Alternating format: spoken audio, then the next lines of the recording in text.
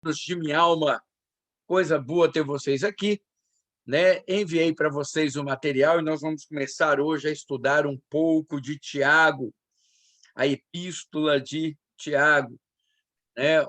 Nós vamos ver aqui, nós precisamos fazer essa parte que é para a gente entender melhor o livro, a gente vê quem é realmente o autor dessa epístola, a epístola de Tiago, né? O nome já diz Tiago, mas qual Tiago escreveu essa epístola? Para quem foi escrito, para a gente entender.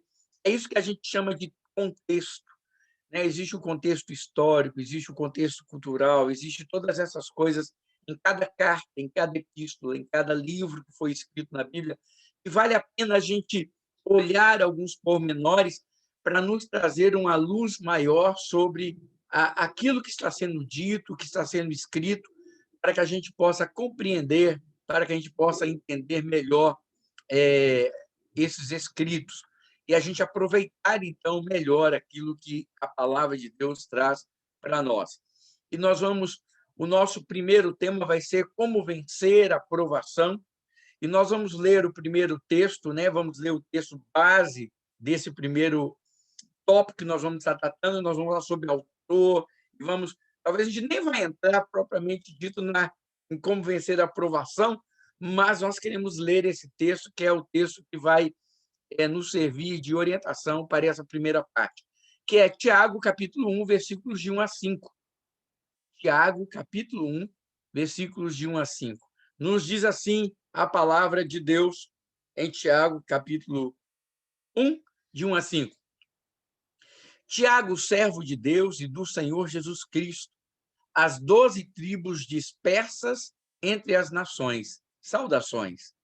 Meus irmãos, considerem motivo de grande alegria o fato de passarem por diversas provações, pois vocês sabem que a prova da sua fé produz perseverança, e a perseverança deve ter ação completa, a fim de que vocês sejam maduros e íntegros, sem lhes faltar coisa alguma. Se algum de vocês tem falta de sabedoria, peça a Deus, que a todos dá livremente, de boa vontade, e lhe será concedida. Amados, se nós fôssemos já aqui só detalhar esses 5 versículos aqui, já ficaríamos aqui, né? Muito tempo. Eles são realmente extremamente ricos e extremamente elucidativos e trazem lições muito profundas para nós. Mas vamos lá. O autor, quem foi que escreveu a epístola de Tiago? Irmãos, no Novo Testamento nós encontramos vários nomes, né? Vários servos do Senhor chamados Tiago. Então, nós queremos realmente detalhar esses nomes para a gente chegar a uma conclusão de quem é o escritor e quem escreveu a epístola de Tiago. O Tiago mais famoso que nós temos assim na Bíblia é quem? É o filho de Zebedeu, o irmão de João. A gente canta até uma musiquinha, né? Pedro, João, Tiago no barquinho, Pedro, João, Tiago no barquinho. Lembra dessa musiquinha? A gente cantava, né, quando a gente era criança. Jogaram a rede, não pegaram peixe, jogaram. Então, a gente tem isso. Tiago, irmão de João, ele é muito mencionado na Bíblia, né? Especialmente nos evangelhos. Ele era um dos 12 discípulos de Jesus, irmão de João, está lá em Marcos, capítulo 1, versículo 19 e 20. Eles foram chamados também de Boanerges, né? Filhos do trovão, porque eles pediram que Deus descesse. Quando algumas pessoas não quiseram aceitar a mensagem de Jesus, eles falaram para Jesus mandar vir raios do céu e consumir aquele povo. Então, você vê que eles não eram muito pacientes, não, né? E aí, Jesus chamou eles de Boanerges, filhos do trovão. Ambos eram sócios de Pedro. João e Tiago, irmãos, eram sócios de Pedro na pescaria. Está lá em Lucas, capítulo 5, versículos de 8 a 10. E ele, dentro da história, na história eclesiástica, na história da igreja, Esse Tiago, irmão de João, ele é chamado de o Tiago Maior. Isso não é bíblico, tá? Esse título, Tiago Maior, não é um título bíblico, é um título eclesiástico da história. Ele é chamado de Tiago Maior, né? Isso não ocorre na Bíblia, mas dentro da história, os pais apostólicos e por aí começaram, então, a chamá-lo de Tiago Maior para fazer uma diferenciação entre os Tiagos que tinham. Ele é o filho de Zebedeu e ele foi preso e morto por Herodes, pelo rei Herodes. Esse Tiago ele foi preso e morto pelo rei Herodes. Atos 12, versículos 1 e 2, diz assim: nesta ocasião, o rei Herodes prendeu alguns que pertenciam à igreja, com a intenção de maltratá-los, e mandou matar à espada Tiago, irmão de João. Amados, Tiago foi um dos primeiros mártires da igreja. Tiago foi um dos primeiros mártires da igreja. Ou seja, ainda logo depois da morte de Jesus, não passado muito tempo, ele foi preso e foi morto à espada. Foi morto à espada. Quando fala morto à espada, alguns têm como decapitado. Tá? Ele não foi perfurado, mas diz que usava a espada para decapitação. Então, historicamente falando, ele foi decapitado, mas biblicamente falando, ele foi morto à espada por Herodes logo no início da igreja. Logo no início da igreja. Nós temos o outro Tiago também entre os discípulos, que é Tiago, filho de Alfeu, que é chamado historicamente, por estar os dois dentro inseridos no grupo dos discípulos, Tiago, filho de Zebedeu, irmão de João, Tiago Maior. Tiago, filho de Alfeu, chamado de Tiago Menor. Tiago Menor, tá certo? Então, Tiago, filho de Alfeu, ele também é mencionado em todas as listas dos 12 apóstolos de Jesus. Em Mateus 10, 2 a 4, olha só. Estes são os nomes dos 12 apóstolos. Primeiro, Simão, chamado Pedro, e André, seu irmão. Tiago, filho de Zebedeu, e João, seu irmão. Filipe e Bartolomeu. Tomé e Mateus, o publicano. Tiago, filho de Alfeu. E Tadeu, Simão, o Zelote. E Judas Iscariotes, que o traiu. A mãe desse Tiago, filho de Alfeu, também chamava Maria, né? Ele tinha um irmão também chamado José. Diz assim, né? Essa Maria não é a mãe de Jesus, tá? Essa Maria é outra mãe. Essa Maria é a esposa de Alfeu, não a de José lá de Jesus, não. Tiago, filho de Alfeu, foi apelidado de o menor. Marcos 15, 40 diz assim: algumas mulheres estavam observando de longe. Entre elas estavam Maria Madalena, Salomé e Maria, mãe de Tiago, o mais jovem, e de José. Ela era mãe de Tiago, o mais jovem, que é esse Tiago o menor, e também de José. E nós temos outro Tiago na Bíblia chamado o pai de Judas Tadeu. Tiago, pai de Judas Tadeu. Ele era um dos 12 discípulos, esse Judas Tadeu, e ele é simplesmente chamado de Tadeu. E o pai dele também se chamava Tiago. Isso está em Lucas 6, 16, Marcos 3, 18, Atos 11, 13, e por aí vai. E agora nós chegamos naquele que é biblicamente reconhecido como o escritor da Epístola de Tiago, que é quem? Tiago, o irmão de Jesus. Tiago, o irmão de Jesus. Em Gálatas 1,19, nós lemos sobre Tiago, o irmão de Jesus, dizendo assim: Paulo ele escreve e fala: não vi nenhum dos outros apóstolos, a não ser Tiago, irmão do Senhor. Né? Então ele fala: não vi nenhum dos apóstolos, a não ser Tiago, irmão do Senhor. Então, aí você pode falar, mas peraí, esse Tiago aí não era, então, o apóstolo lá de irmão de João? Não, não era o irmão de João, porque você vê que Paulo faz a menção de que ele era irmão do Senhor e não irmão de João, e mesmo porque o Tiago, apóstolo, já havia sido o quê? Cortado a cabeça, já havia sido morto por Herodes.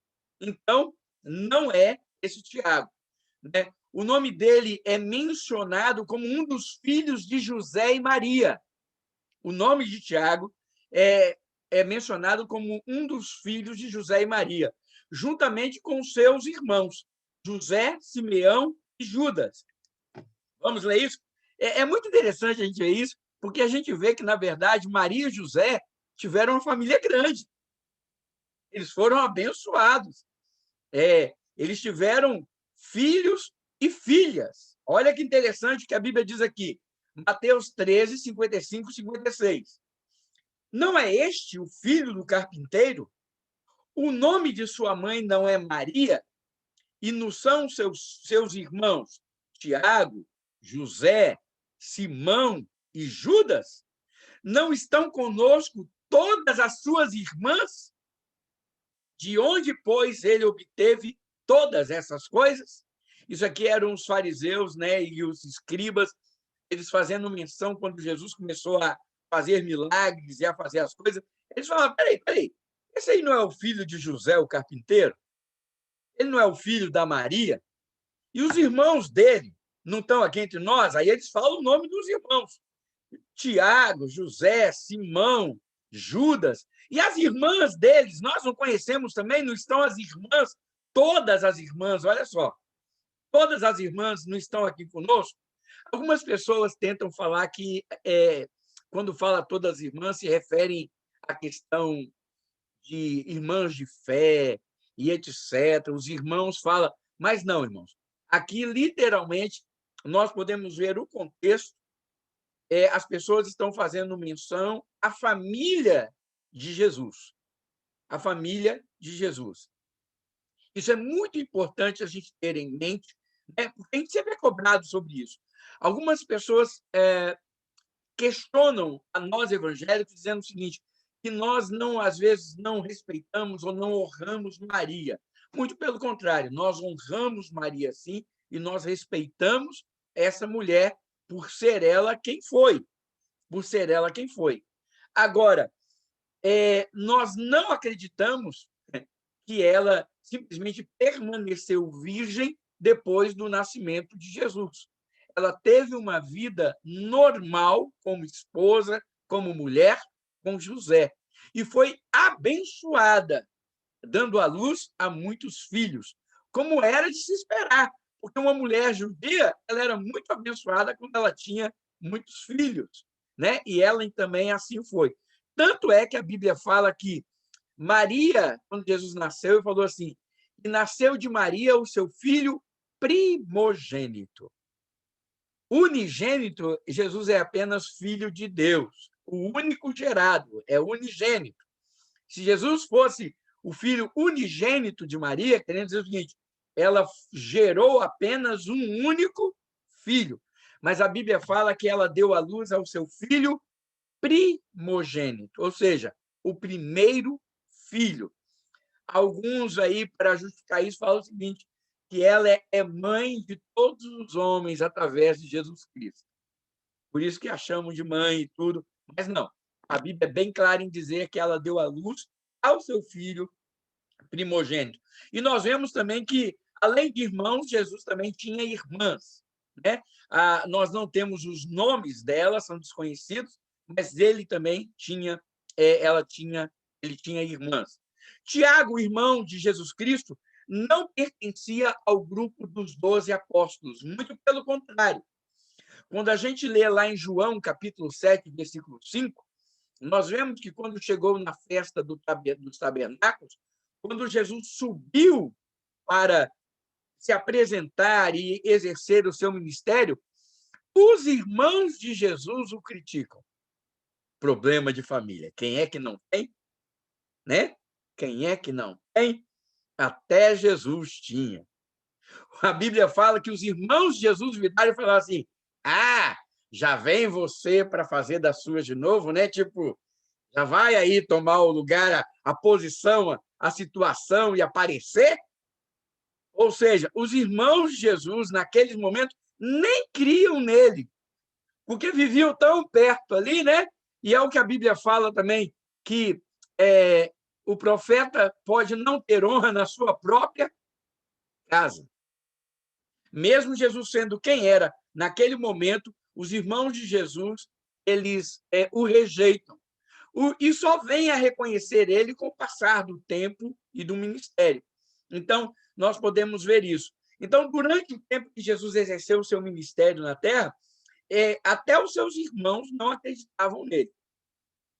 Viam, e aí ele foi conquistando isso com o passar do tempo.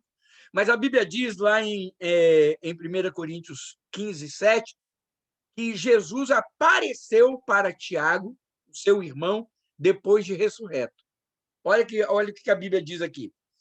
Depois apareceu a Tiago e, então, a todos os apóstolos.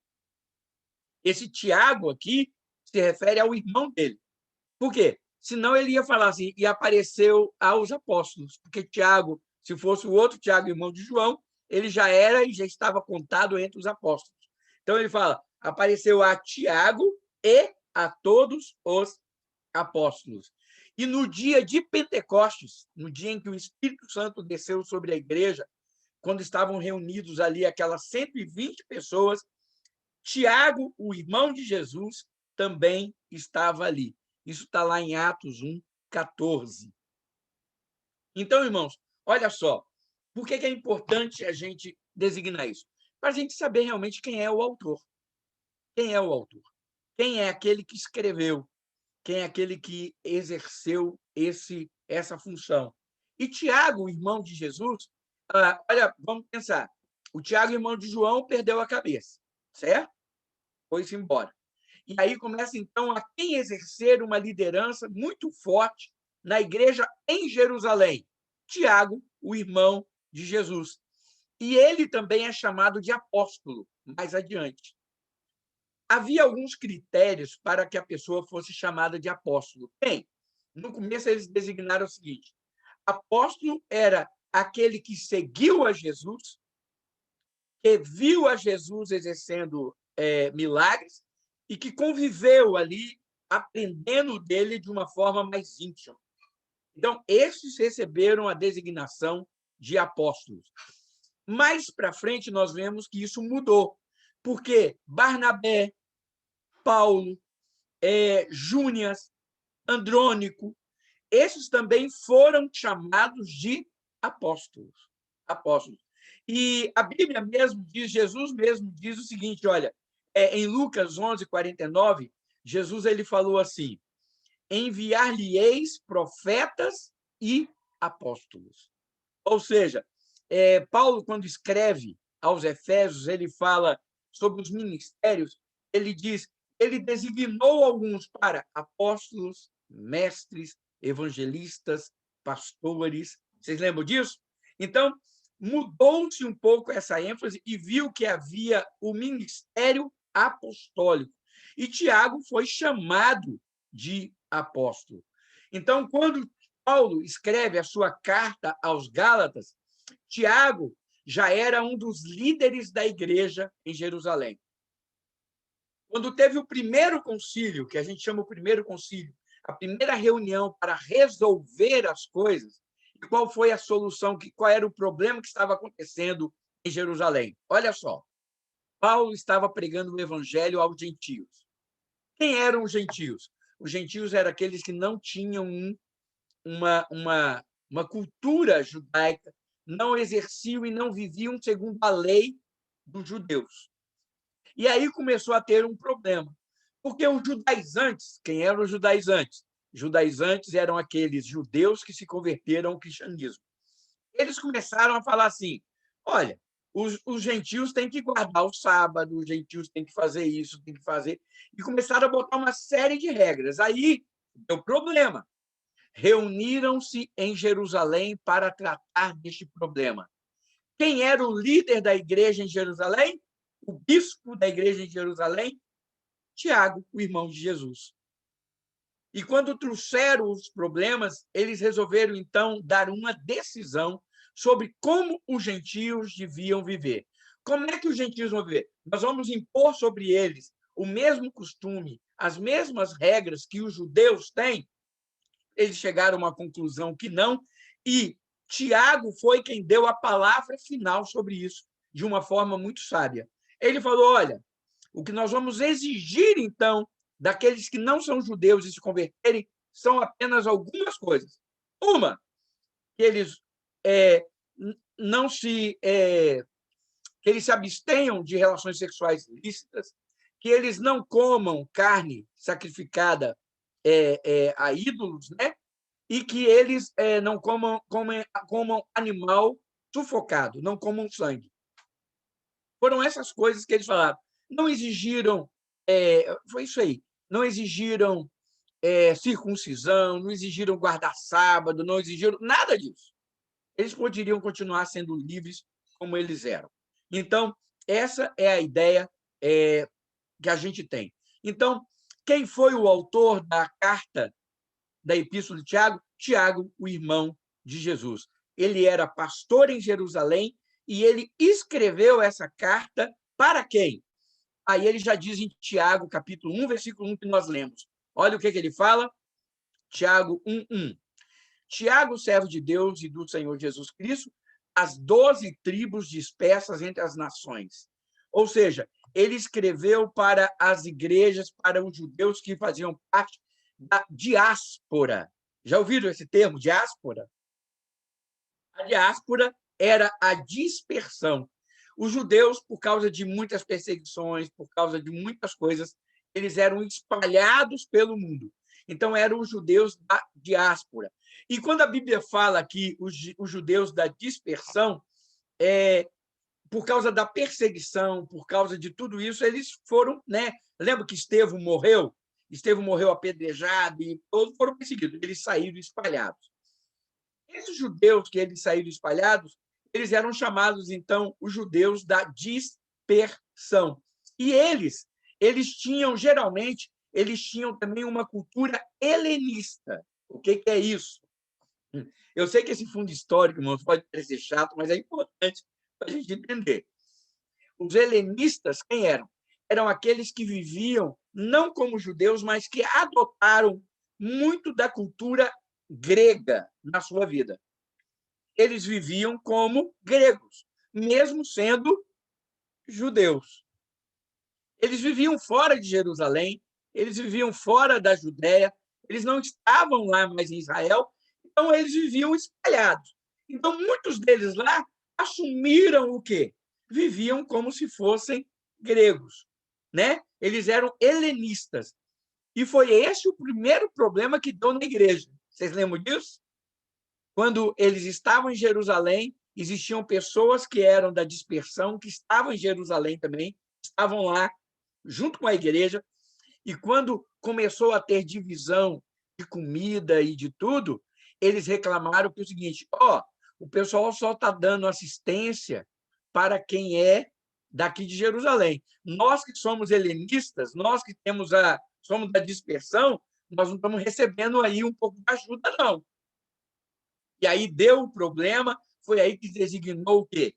A instituição dos diáconos para que fossem distribuídos os alimentos de forma correta e etc. Então, quando Tiago escreve essa carta, nós temos que entender uma coisa. Agora que começa a apertar aqui, olha que interessante. A carta de Tiago foi escrita para crentes. Para crentes. Tudo que a gente lê, quando a gente lê a carta de Tiago, a gente tem que ler como se ele estivesse falando para os crentes. Muda um pouco o texto, não muda? Porque a gente, às vezes, tem a tendência de ler algumas coisas e falar assim: isso aqui está falando, seja ouvinte e não seja praticante e não apenas ouvinte. A gente pode pensar: ele está falando para quem não conhece o Evangelho. Não, ele está falando para mim e para você, que somos irmãos. Porque ele diz assim, ele usa a palavra irmãos. ele fala aos irmãos que estão na diáspora ou na dispersão. Ele não escreveu para todos os judeus que estavam lá. Ele não falou, olha, para todo mundo que está na dispersão. Não. Ele escreveu, ele se dirigiu e ele escreveu uma carta a todos os judeus das 12 tribos de Israel, mas que pertenciam ao Senhor. Ele escreve à igreja. E é tanto isso que nessa carta ele usa a palavra irmão 17 vezes. 17 vezes você vai ver ele falando o seguinte: olha, meu irmão, olha, irmãos, olha, queridos irmãos. Então, o autor ele deixa muito claro que ele não está escrevendo de uma forma aberta a todos, a qualquer um, não. Ele está escrevendo para pessoas que são crentes. Para pessoas que são crentes. E aí é que nós começamos a entender, então, como que essas palavras se tornam mais fortes. Por quê? Porque nós vamos ver que a carta, a epístola de Tiago, é um tratamento para a minha vida, para a sua vida como crente. Quando nós lemos este livro, nós não podemos lê-lo pensando o seguinte: isso aqui é para aquele que não conhece a Jesus. Não. Ele está escrevendo para mim e para você que conhecemos a Jesus. E que precisamos ser tratados por isso de uma maneira muito forte. Tanto que ele inicia já falando o seguinte: meus irmãos, olha aqui, considerem motivo de grande alegria o fato de passarem por diversas provações. Pronto. Primeiro problema nós temos aqui. Hoje existe uma linha muito forte na igreja dessa teologia da prosperidade que diz que crente não pode passar por problemas, que crente não pode passar por provações. Que provação na vida do crente é pecado. Que provação, que dificuldade, que lutas na vida do crente é sinal que ele está em pecado, porque o crente tem que ser vitorioso sempre. Isso é mentira. Isso é mentira. Porque Tiago já começa dizendo o seguinte: meus irmãos, olha, você que serve ao Senhor juntamente comigo, saiba de uma coisa: você vai passar por provações. Você vai enfrentar lutas, você vai enfrentar dificuldades. Você vai ser provado. Agora, você não deve ficar triste com isso, nem arrasado com isso. Tende por motivo de grande alegria, de muita alegria, você passar por essas coisas todas, você passar por essas dificuldades. Ou seja, muitos têm uma ideia errada que aquele que passa por provação, ele demonstra que não crê no Senhor. Às vezes a pessoa pensa o seguinte: não, a pessoa está passando por uma dificuldade, uma provação, precisa ter mais fé para vencer. Não, irmãos. Ele não precisa ter mais fé para não passar na provação. Muito pelo contrário. A Bíblia fala que a provação mostra e aperfeiçoa a nossa fé. A nossa fé. Então, a gente não pode ter essa ideia em nosso coração.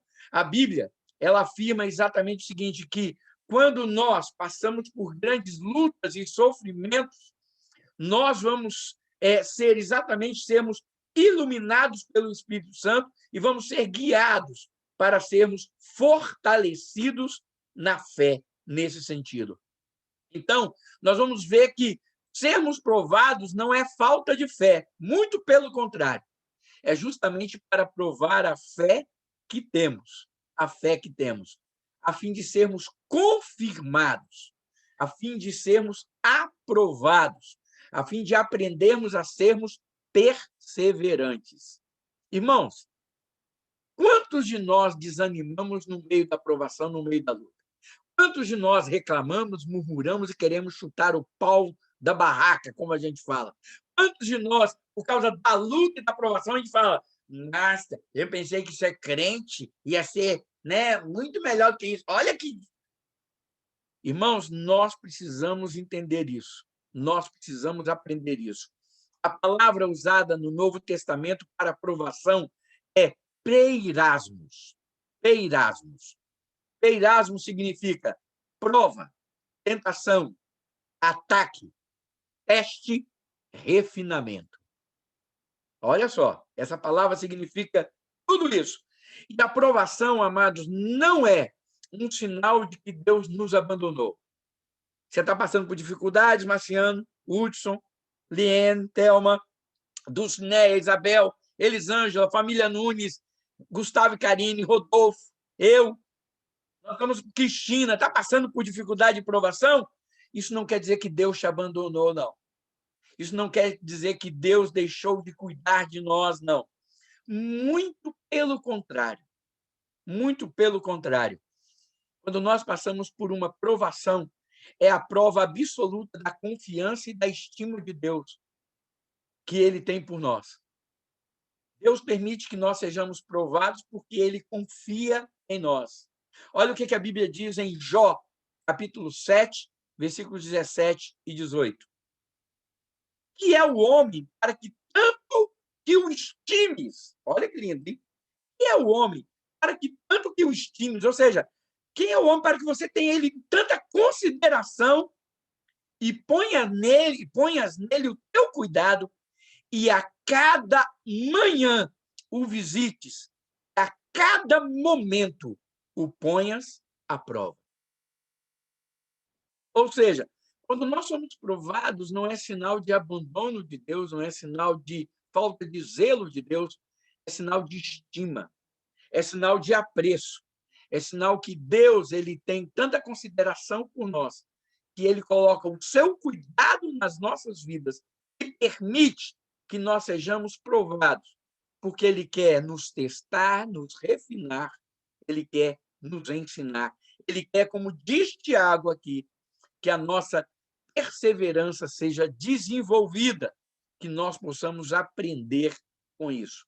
Mas sobre esse assunto continuaremos semana que vem, porque aí nós vamos realmente falar sobre como vencer essas provações, como que nós podemos ser mais que vencedores em meio à provação. É buscando o poder de Deus? É buscando, Senhor, já percebeu que a gente busca muito poder para vencer as provações, não é? Senhor, dá-me força, Senhor, me fortalece, Senhor, oh, me derrama da graça, me derrama o poder do Senhor para eu vencer. Aí nós vamos aprender uma coisa com o Tiago, irmãos, que está aí logo nos 5 primeiros versículos. Para vencer as provações, nós não precisamos de poder. Nós precisamos de sabedoria. Muda a nossa visão sobre as coisas. Eu não venço as minhas lutas com poder, irmãos. Eu não venço as minhas provações, as minhas dificuldades com o poder. O que eu preciso para vencer as provações, as dificuldades, é sabedoria. Sabedoria. Que a gente pense sobre isso até quinta-feira que vem, em nome de Jesus. Está aberto aí para perguntas, está aberto aí para comentários. Deu o nosso horário para esse momento, então vamos falar. Quem quer perguntar, quem quer comentar, por favor, fique à vontade agora. Na verdade, eu queria fazer um comentário e uma pergunta. Ok. Achei interessante, que eu não sabia um dos significados da palavra aprovação, né? E eu até sublinhei aqui na apostila a palavra refinamento. E eu acho que realmente resume tudo. A gente passa, mas qual o objetivo dessa aprovação na nossa vida, né? Eu acredito que Deus quer realmente refinar a nossa vida, refinar o nosso relacionamento com Ele, a minha fé com Ele, sabe, realmente restaurar completamente a minha vida. E algumas vezes não é fácil, acredito que muita gente, a maioria, não quer passar por isso, que querer passar por provação, ninguém quer, eu não quero, né? Não. Mas é necessário que isso aconteça para que a gente se refine. Eu achei muito interessante essa palavra, que para mim ficou muito claro realmente o sentido da palavra aí, como realmente um refinamento aí na minha vida, né? E fica mais fácil também de eu entender quando passo pelas provações. né? Que é aquele negócio, não é um castigo, igual o senhor falou. E quando você está falando, antes de chegar na parte de Jó, na minha mente veio na hora Jó e os amigos dele acusando, você errou, você pecou, é por isso. E não era esse o motivo, né? Então, realmente não é um castigo, porque Deus não é castigador. É um refinamento, ele está tratando ali na nossa vida. E, pastor, eu queria, na verdade, tirar uma dúvida. Quando o senhor estava falando no início, introduzindo, falando a questão dos apóstolos, né? E que eu tinha muito em mente que apóstolo realmente era só aquele que realmente tinha estado com Cristo, né? E Paulo considerado um apóstolo porque ele esteve com Deus, Jesus apareceu a ele e tudo mais. Então, quando o senhor comenta, e na apostila falando assim, que está mais amplo e que foi uma das coisas que Deus falou, vai ter profetas, hoje em dia teria apóstolos? Sim, sim. Só que o detalhe todo é o seguinte: quando a Bíblia fala em Efésios sobre os ministérios ditos ali em Efésios, eles continuam existindo. O ministério apostólico, o profeta, o apóstolo, o mestre, o pastor, o evangelista, não tem lá esses aí? Esses ministérios, a Bíblia fala que foram colocados para edificação da igreja. O que acontece, por exemplo, qual era o ministério apostólico? Aí que nós vamos ver dentro do contexto bíblico. Os apóstolos eram aqueles que iam pregando o evangelho, abrindo igrejas, exercendo esse dom, até com manifestações de poder e autoridade diante do povo. Então, se você quer ser, e se a gente quer ser muito bíblico hoje, no ministério apostólico, são os missionários. Entendi. A gente não vê na Bíblia o ministério missionário. Uhum. Então, quem são os missionários? São aqueles que saem. Qual era o trabalho dos apóstolos? Eles eram enviados para pregar, enviados para falar, enviados para anunciar. Eles saíram anunciando esse evangelho e eles faziam isso exercendo uma gama de ações e tudo, fundando igrejas, trabalhando com isso. Você pode ver que Barnabé e Paulo foram chamados de apóstolos, por quê? Porque eles estavam fazendo esse trabalho, pregando o evangelho, anunciando, abrindo igrejas em outros lugares. O que virou hoje em dia é título. É título. Infelizmente, você tem título. Por exemplo, primeiro, ser pastor, com o passar do tempo, se tornou insuficiente. Se tornou insuficiente. Aí começaram a buscar o termo bispo. Bispo. Algumas igrejas têm o termo bispo? Tem. A igreja metodista tem os bispos. Você tem o bispo. Mas essa palavra bispo ali para eles era como se fosse um supervisor de outros pastores. Como tem na igreja católica, o bispo. Infelizmente, em algumas igrejas evangélicas, a pessoa começou a ganhar um título de bispo, mesmo sendo pastor apenas de uma igreja só, ele não tinha outro. Era como o seguinte: o título de pastor não vale, então eu tenho que ser agora o quê? Bispo. Bispo é mais do que pastor. Entendeu? Então começou a se chamar de bispo. Com o passar do tempo, bispo também se tornou insuficiente. Aí começaram a ser chamados de quê? Eu sou apóstolo. Começaram a se chamar de apóstolo. Para você ter uma ideia, no Brasil já tem o pai apóstolo. É verdade. É verdade. Por uma questão ética, eu não vou falar o nome dele, mas ele se intitula pai apóstolo. Pai apóstolo. Então, ele é aquele que pode designar apóstolos. E aí você vê que é o seguinte: as pessoas começam mais preocupados com o título do que com uma função, do que com um ministério, né? E aí começaram a falar o seguinte, que o apóstolo é outro apóstolo que pode ordenar apóstolo. Aí você vê, eu vi isso acontecer muitas vezes. A pessoa está em um lugar, de repente alguém chegar, um apóstolo, que já tinha o título de apóstolo, virar para um pastor, para uma pastora, para alguém e falar assim: Deus está me falando que você é um apóstolo. Aí aquilo vai, e aí virar ali e ordenar aquela pessoa apóstolo. E ele, como apóstolo, então, a partir daquele momento, a pessoa é chamada de apóstolo. Então, existe o apóstolo? Existe. Mas eu ouso dizer para você o seguinte, que 99% desses que se chamam apóstolos não exerce o ministério apostólico. Enquanto nós temos aí no mundo esses missionários que estão sendo chamados apenas missionários, e esse ministério que eles exercem, fazendo e sendo chamado de missionários, é um missionário apostólico. Entendeu? Então, é assim que eu entendo, é assim que eu vejo essa questão apostólica. Então, infelizmente, é muito título. É a mesma coisa de título de pastor. Tem muita gente que faz questão de ser chamada de pastor. Irmãos, eu já tive colegas que a gente cresceu junto. Sabe o que é você crescer junto? Desde pequenininho, adolescência, jovem, cheio de intimidade. Aí, a partir do momento que a pessoa se formou em teologia e se tornou um pastor de uma igreja, eu cheguei para as pessoas e falei, fulano, e falei o nome dele. Ele virou para mim e falou assim, fulano não, pastor fulano. Verdade. E ele fazia questão disso. Era tão assim que a esposa dele tinha que chamar ele de pastor. Quando ela se referia a ele, falava o pastor tal, o pastor tal.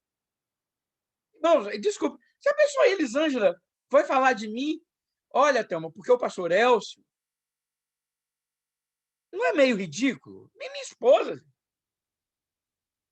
É minha esposa. Então, eu sempre tive o seguinte pensamento. A pessoa quer me chamar de pastor, chame. Quando perguntam o meu nome, você nunca... a não ser quando você está numa função de igreja, mas, geralmente, quando perguntam o meu nome, qual o seu nome? Eu falo Elcio. Meu nome não é pastor Elcio. Meu nome é Elcio. Pastor é o meu ministério. Eu não sou apóstolo Elcio, eu não sou bispo Elcio, eu não sou pastor Elcio. Meu nome, qual é o seu nome? Elcio. Eu já me apresentei assim para as pessoas. Qual é o seu nome? Meu nome é Elcio, prazer. Aí, quando chegar lá na frente, a pessoa vê que é o pastor, assim, nossa, você não falou que você era o pastor Elcio. Não, meu nome não é pastor Elcio. Você perguntou meu nome. É tanto que quando eu me apresento por causa disso na igreja, eu sempre tenho costume, eu falo, opa, prazer, meu nome é Elcio, eu sou o pastor da igreja. Você entendeu? Eu não falo, olha, eu sou o pastor Elcio. Não, eu falo, oi, prazer, meu nome é Elcio, eu sou o pastor da igreja. Por quê? Porque o meu nome é Elcio e o meu ministério é o pastor, ser o pastor da igreja. Eu gosto muito de botar essas coisas, porque, infelizmente, muita gente faz questão do título. Agora, você não pode ser pastor sem um rebanho, você não pode ser pastor sem ser reconhecido por uma igreja. Não é uma formação, não é. Então, tudo isso é que tem que levar em consideração. Então, sobre esses nomes aí, é por isso que eu tenho cuidado. Fala, Hudson. Deu para responder, Isabel? Fala, Hudson. É importantíssima essa pergunta da Isabel, porque aqui no Brasil, e você sabe disso, né? Aqui no Brasil, alguns líderes de igrejas estão trazendo para si o título de apóstolo, não nessa perspectiva que você explicou para a Isabel, mas numa perspectiva dos 12 e Paulo, atribuindo para si uma liderança sobre a igreja, a ponto até de se colocarem como seres especiais por terem esse apostolado que se assemelha ao apostolado dos 12 de Paulo. Então, quando você diferenciou isso, e até tem um pastor aqui no Brasil chamado Augusto Nicodemos, que eu acho que todos conhecem, ele tem um livro que faz uma diferenciação muito boa disso aí, dentro do que você falou, muito parecido com o que você falou, de que no sentido dos 12 e Paulo, não existe esse ministério, mas nesse sentido que você colocou aí, existe. Isso é muito sério, pastor, porque há muitas pessoas que dizem, que falam, usam a expressão seguinte, eu sigo o apóstolo tal. A pessoa não fala que segue Jesus mais, a pessoa não fala que é discípulo de Jesus. A pessoa fala assim, eu sigo o apóstolo X, o apóstolo Y. Porque o que acontece é o seguinte, Lúcio, eu não quis entrar no meio da questão, mas já que você tocou, essas pessoas que se chamam apóstolos, elas falam que elas têm a revelação apostólica como os apóstolos tiveram. E aquilo que Deus fala ao coração deles é tão válido como aquilo que está escrito na Bíblia. Eles chegam a esse extremo. Ou seja, eu vou passar para você a direção apostólica. Eu vou falar para você uma revelação apostólica. Se eu chegar para o, vamos dizer ali, o Marciano que está ali, né, no vídeo, eu chego para o Marciano e falo, Marciano, eu tenho uma direção apostólica para você. Eu estou falando, ele tem que me ouvir como se ele estivesse ouvindo uma palavra bíblica, porque eu sou apóstolo. E isso acontece tanto que, nas igrejas apostólicas, o apóstolo traz uma revelação ou uma direção de mensagem que todos os pastores têm que pegar aquilo. Por quê? Porque a palavra dele tem o mesmo peso que a Bíblia. A palavra dele tem o mesmo referencial que a Bíblia, o mesmo peso que a Bíblia, porque ele é um apóstolo. Então, irmãos, desculpa aqui, são muitos os absurdos que acontecem em decorrência dessas coisas. Está vendo como é que é importante a gente estudar? A gente fala de um contexto histórico, mas como é que abre leque para a gente entender as coisas todas, os acontecimentos, e como a gente tem respaldo disso ainda hoje na igreja, como a gente precisa estar atento para essas coisas. Mais alguém tem algum comentário, alguma pergunta?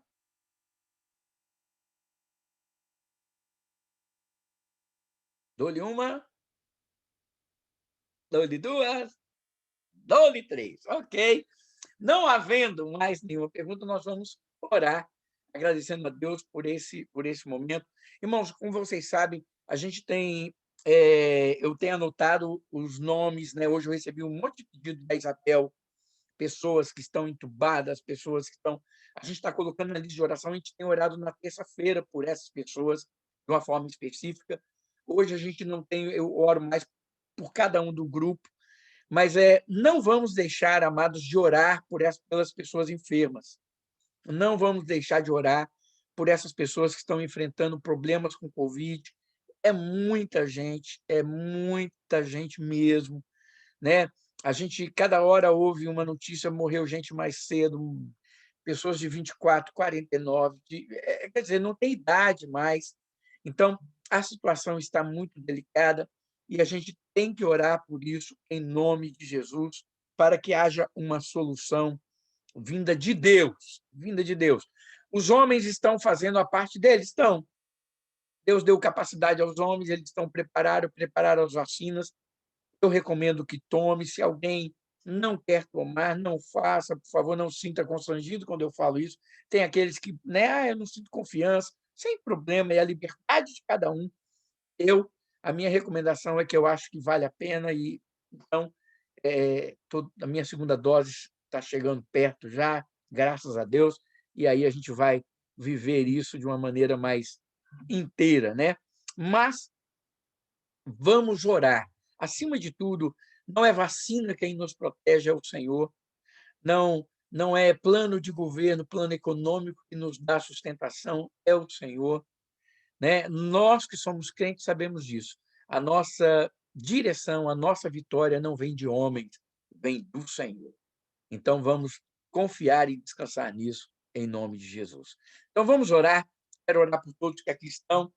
Convidar todos, desde já, para o nosso culto de Páscoa, domingo, às 10 horas da manhã. Né? Se você não tiver em alguma igreja, quiser assistir online, faça. Se você quiser pegar um voo, vir para cá, Isabel, é a hora. Venha, está aqui dentro mesmo. São só algumas horas de voo. Né? Então, venha participar conosco.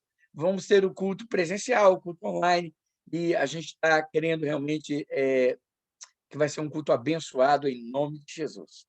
Certo? Então, a gente vai estar pregando e anunciando Jesus ali, tendo um momento de comunhão, tendo um momento de louvor ao Senhor. Vamos orar em nome de Jesus. Pai Celestial, eu louvo ao Senhor pela oportunidade que temos de estudar a Tua palavra. Pai, pedimos que o Teu Espírito Santo seja aquele que nos guie em toda a verdade.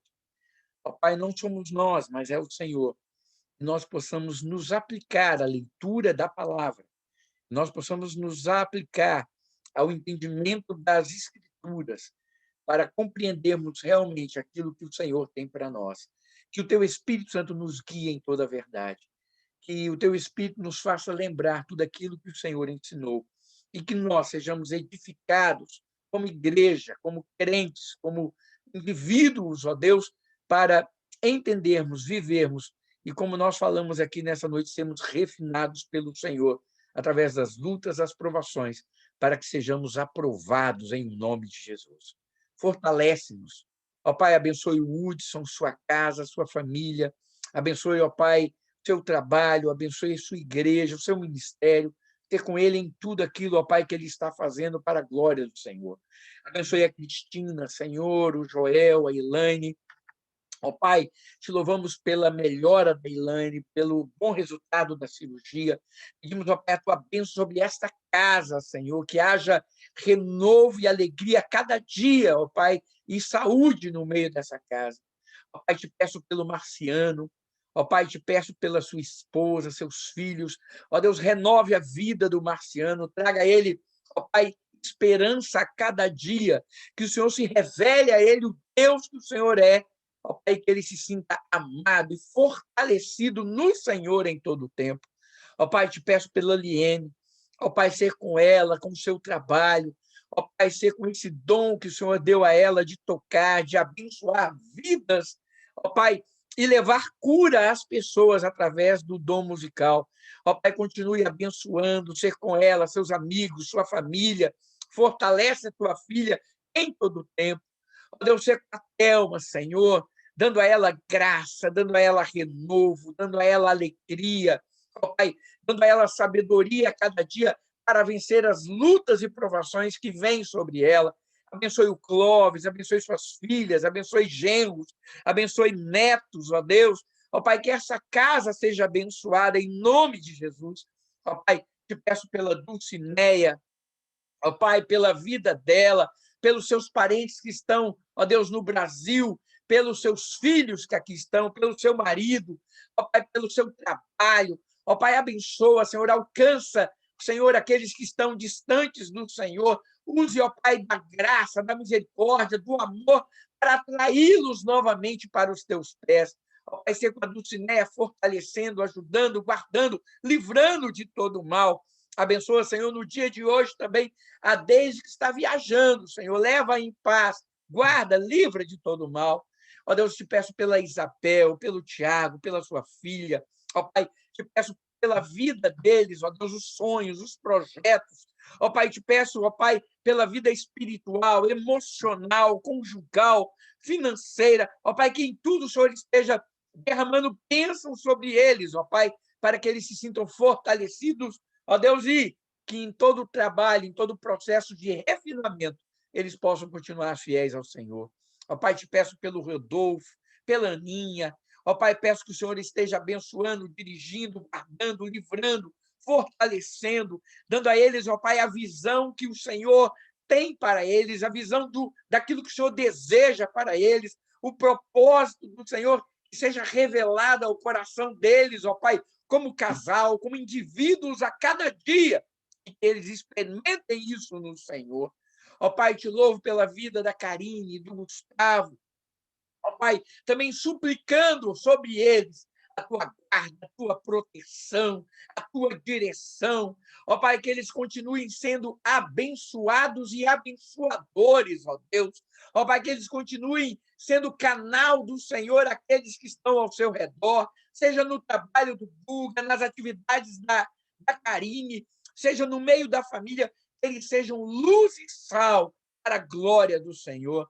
Ó Pai, te peço pelo Samuel, Senhor, te peço pela Natália, pela Helena. Ó Deus, em nome de Jesus, ser com essa família, ser com o trabalho do teu filho, ser com esse relacionamento familiar, os parentes que estão longe, os pais que estão, ó Pai, distantes.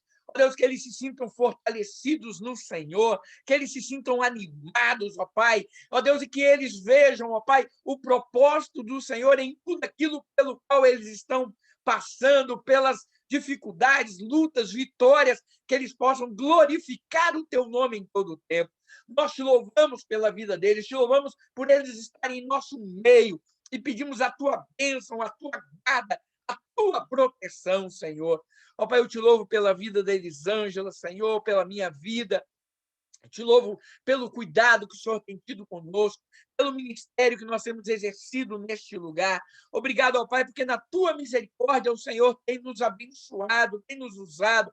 Ó Pai, o que nós pedimos é isso. Ó Pai, tenha misericórdia de nós, ó Pai, e continue a nos ajudar, dá-nos sabedoria para estar à frente da igreja, a sabedoria para vencermos as lutas, as provações, a sabedoria para continuarmos fazendo a tua vontade em todo o tempo. Abençoe, Senhor, a nossa casa, minha filha, neta, genro. Ó Deus, te louvo pela minha mãe que foi vacinada, te louvo pelo meu sogro que saiu do hospital, já está em casa. Ó Deus, obrigado pelas vitórias que o Senhor tem nos dado. Ó Deus, ser conosco. Ó Pai, livra-nos de todo mal.